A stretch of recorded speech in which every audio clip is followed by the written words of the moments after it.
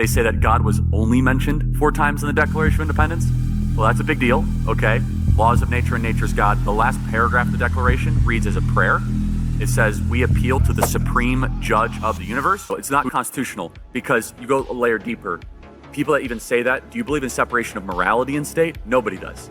So all laws are a reflection of morality, and all morality comes from somewhere. There is no such thing as neutral morality.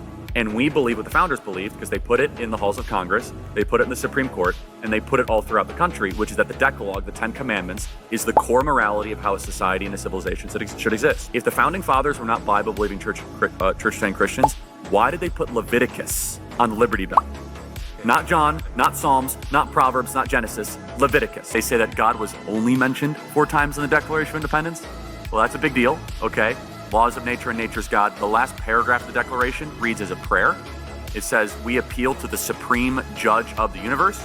Who's the judge of the universe? Jesus Christ. As it says in Revelation, that Jesus will judge. Remember, we're a collection of states before that.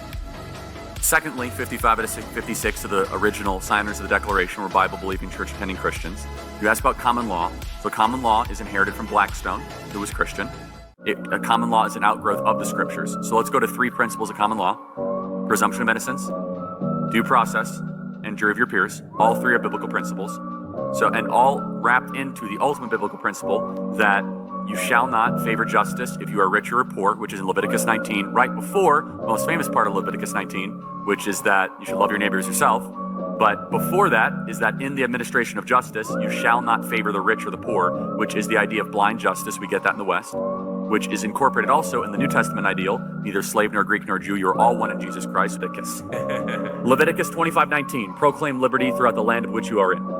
It is one of the most sinister, most unsubstantiated lies that does not come up against any sort of academic scrutiny. This idea that founding fathers were a bunch of Enlightenment common law deists. The reason they hate it is because the reason they must say this is that if we actually go back to our Christian roots and we go back to where we once were, it's America's best hope for revival and for a great future.